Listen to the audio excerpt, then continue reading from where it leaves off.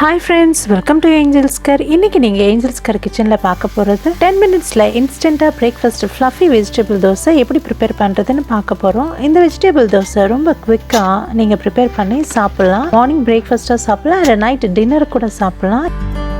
Video பார்க்கறதுக்கு முன்னாடி Angel's Care channel இப்போதான் ஃபர்ஸ்ட் டைம் பார்க்குறீங்கன்னா சப்ஸ்கிரைப் பண்ணிக்கோங்க. அப்படியே பக்கத்தில் இருக்கிற பெல் ஐகான் கிளிக் பண்ணிக்கோங்க for latest updates.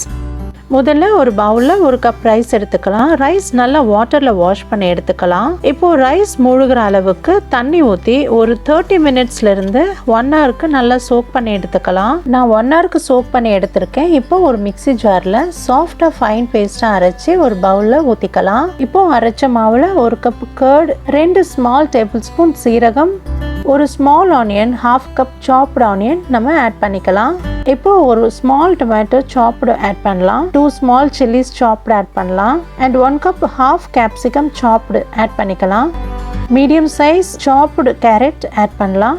ஒரு 5 பீன்ஸ் சாப்டு ஆட் பண்ணலாம். இப்போ கொஞ்சம் கருவேப்பிலை, கொத்தமல்லி சாப்டு ஆட் பண்ணலாம்.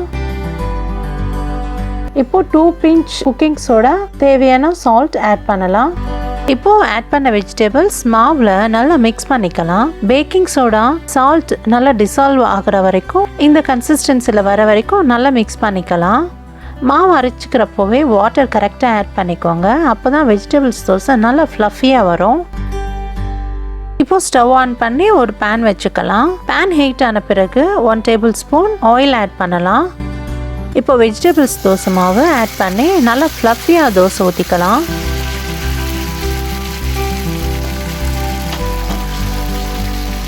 மாவு ஊற்றிக்கினதுக்கு அப்புறமா இப்போ ஸ்டவ் ஃப்ளேம் சிம்மில் வச்சுக்கலாம். இப்போ லிட் க்ளோஸ் பண்ணி ஒரு 1 மினிட்க்கு நல்லா குக் ஆகட்டும். அப்புறம் செகண்ட் சைடும் திருப்பி போட்டு நல்லா கோல்டன் ப்ரௌனாக குக் பண்ணி எடுத்துக்கலாம்.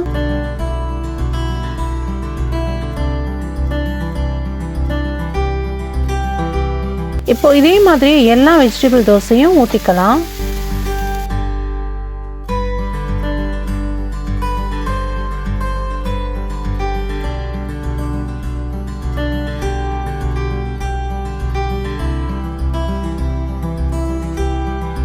நான் எடுத்திருக்கிற ரைஸ் அண்ட் வெஜிடபிள்ஸ் மெஷர்மெண்ட்ஸ்க்கு 3 ஃப்ளஃபி தோசை வரும். உங்கள் வீட்டு மெம்பர்ஸ்க்கு ஏற்ற மாதிரி நீங்கள் ப்ரிப்பேர் பண்ணிக்கலாம். இப்போது instant yummy fluffy vegetable dosa ready. Breakfast and night டின்னருக்கு சாப்பிட்லாம். அண்ட் இந்த தோசைக்கு காம்பினேஷன் எல்லா சட்னியுமே நல்லா இருக்கும். அண்ட் நான்வெஜ் கூட நீங்கள் இந்த தோசை தொட்டு சாப்பிட்லாம். ரொம்பவே நல்லா இருக்கும். அண்ட் நிறைய வெஜிடபிள்ஸ் ஆட் பண்ணுறதுனால ஹெல்த்தியானதும் கூட. ஸோ கண்டிப்பாக உங்களுக்கு பிடிச்சிருக்கும் நான் நம்புகிறேன். குக் பண்ணி சாப்பிட்டு கமெண்ட் செக்ஷனில் எனக்கு தெரியப்படுத்துங்க.